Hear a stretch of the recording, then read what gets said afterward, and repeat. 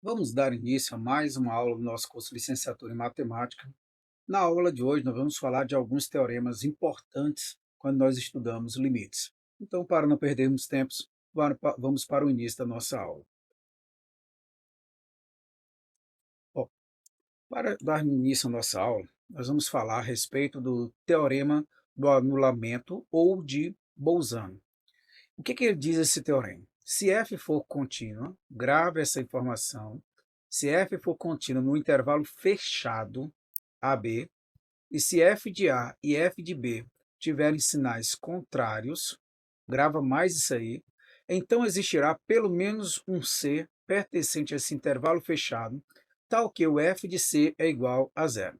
Então, se o f for contínua no intervalo fechado e o f de A e o f de B tiverem sinais contrários, portanto, existe um C nesse intervalo fechado, de tal forma que o f de C é igual a zero, ou seja, C é uma das raízes da função, ou, neste caso, é um zero da função. Então, se você tem aqui uma função f contínua em todo o intervalo fechado entre A e B, tá? E se você percebe que o f de A é negativo e o f de B é positivo, porque houve uma mudança de sinal, portanto, existe pelo menos um C. Pode ser que tenha mais de um, mas pelo menos um vai existir. Assim, vamos mostrar que a equação x ao cubo menos 4x mais 8 igual a zero admite pelo menos uma raiz real. Vejamos. Bom, a primeira coisa que vamos fazer aqui é, dada a função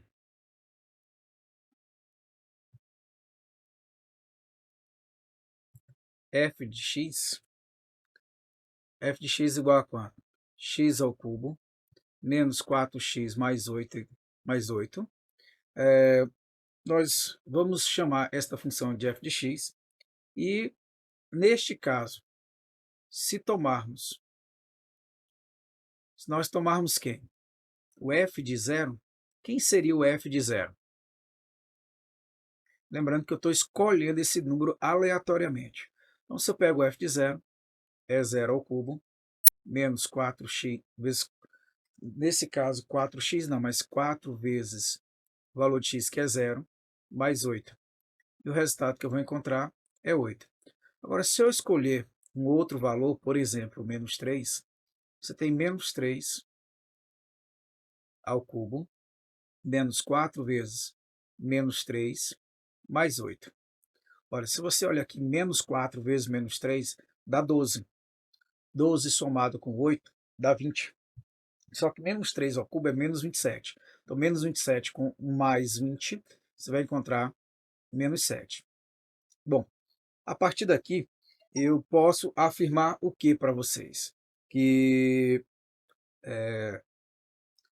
nesse intervalo, vou botar assim, sabemos também que f é contínua no intervalo entre 0 e 3. Ou seja, no intervalo fechado entre 0, desculpe,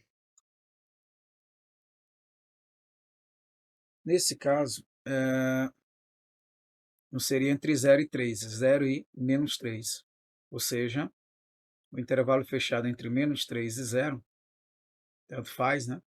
Nesse caso eu disse entre 0 e menos 3, então menos 3 e 0, se ela é contínua, e nós vimos que o f de 0 e o f de menos 3 têm sinais contrários, pelo teorema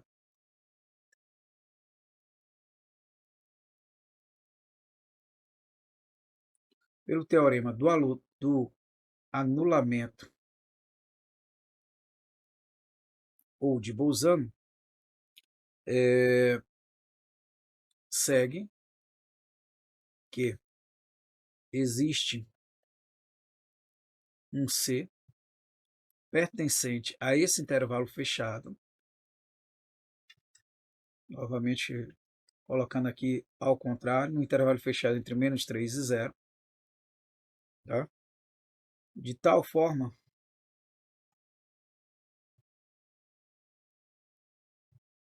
e o f de c é igual a zero. Portanto, o que é que eu posso afirmar para vocês? Portanto, f admite pelo menos uma raiz real entre -3 e zero. É algo assim interessante que, se você pega essa função do terceiro grau e joga num gráfico, você vai verificar que nesse intervalo entre -3 e zero, realmente existe uma raiz que eu digo real, tá? Não pode ser qualquer raiz, tudo bem? Então vamos dar continuidade, voltar para os nossos slides. E aqui, com respeito a esses slides, nós vamos falar do teorema do valor intermediário, ou seja, se f for contínua, novamente, ó, o f tem que ser contínua no intervalo fechado, e se gama for um número real compreendido entre f de A e o f de B, então existirá pelo menos um C pertencente a esse intervalo fechado, de tal forma que o f de C no caso, o f de C é igual a gama. Bom, ou seja, se você pega aqui dois valores, um A e um B, pertencente ao eixo X, e você tem aqui que o f de A e o f de B, e você vai primeiro notar um intervalo fechado entre A e B, tá? Você vai observar que se o A me gera um f de A e um B gera um f de B, se existir um C nesse intervalo, melhor, se existir um gama nesse intervalo, é certo que desse gama, entre o f de A e o f de B, vai gerar um certo valor para x, ou seja, vai existir um C de tal forma que o f de C é igual a esse gama. Tá? Pode existir mais de um? Pode, mas o certo é que existe pelo menos um C pertencente a esse intervalo. E para completar, nós temos o teorema de Weierstrass. Nesse teorema de Weierstrass, você tem novamente, se o f for contínua em A, no intervalo de AB fechado, então existirá um x1 e um x2 pertencente a esse intervalo, de tal forma que o f de x1 é menor do que o f de x2, que é menor do que f de x2. Ou seja, o f de x1 é menor do que o f de x, que é menor ou igual que o f de x2, para todo x pertencente a esse intervalo. Ou seja, se você tem dois valores, um A e um B, e deles a gente sabe que existe um f de A, um f de B, mas que, se você observar, independente de qual seja o gráfico, ele vai ter um valor máximo e ele vai ter um valor mínimo. E eu posso afirmar que o f de x vai estar nesse intervalo. Ou seja, independente de quem seja A e B. Se você olhar nesse intervalo fechado, eu posso escolher, ou posso dizer que vai existir dois valores, um x1 e um x2, de tal forma que o f de x vai estar compreendido entre o f de x1 e o f de x2. E mais, um desses valores vai ser o mínimo, o valor mínimo,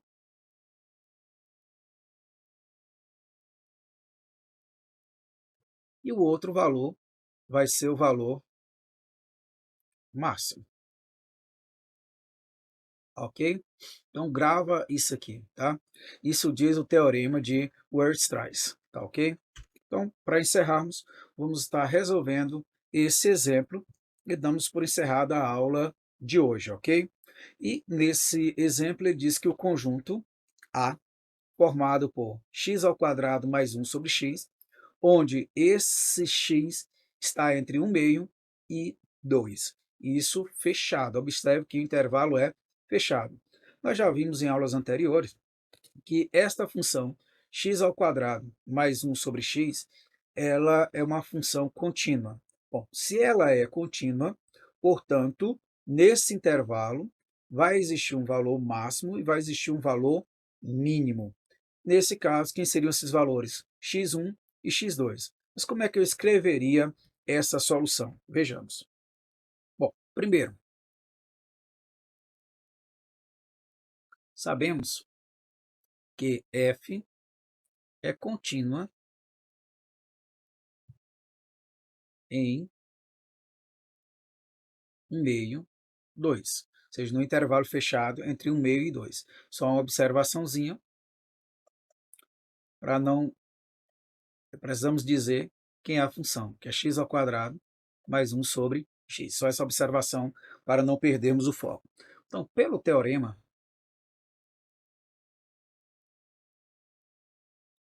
de Weierstrass, eu vou dar uma pescadinha de como se escreve. Isso. De Weierstrass, por ser contínua nesse intervalo,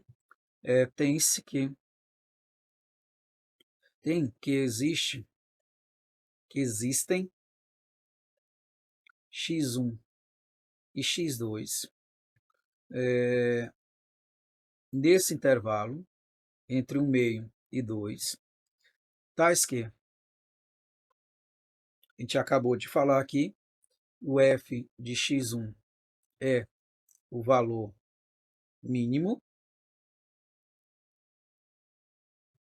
de f, e f2, f de x2 é o valor máximo.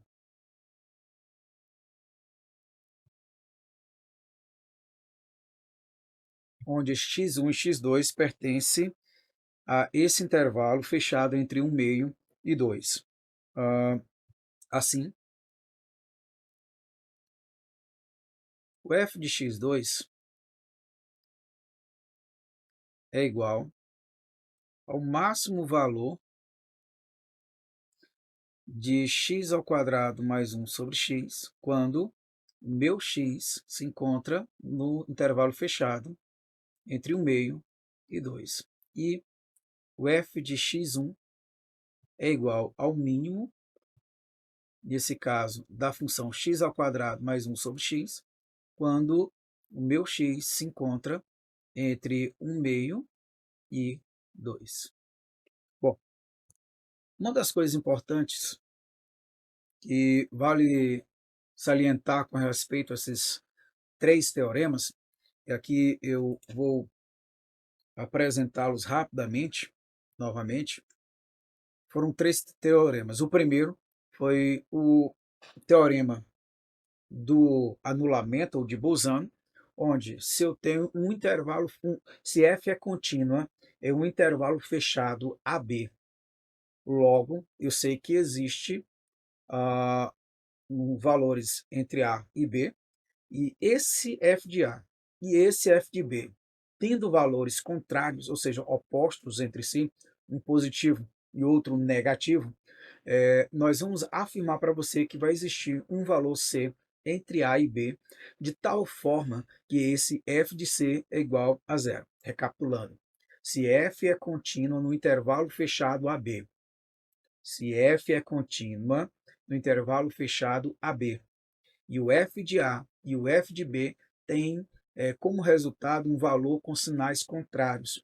Eu posso lhe afirmar com certeza que existe um valor de C que pertence a esse intervalo entre A e B, de tal forma que o f de C é igual a zero, ou seja, existe uma raiz real nesse intervalo.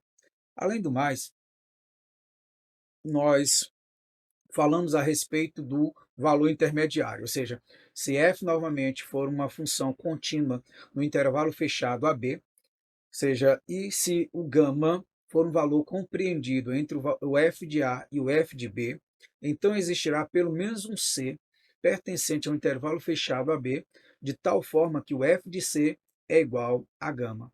E por último, nós falamos a respeito do teorema de Weierstrass. Neste caso, novamente, se o f é contínua no intervalo fechado AB, vão existir x1 e x2 pertencente a esse intervalo fechado, de tal forma que o f de x1 é menor ou igual do que o f de x, que é menor ou igual do que o f de x2, para todo x pertencente a esse intervalo. Ou seja, estou afirmando para você que vai existir um valor mínimo e vai existir um valor máximo nesse intervalo fechado. Lembrando que a função ela tem que ser contínua.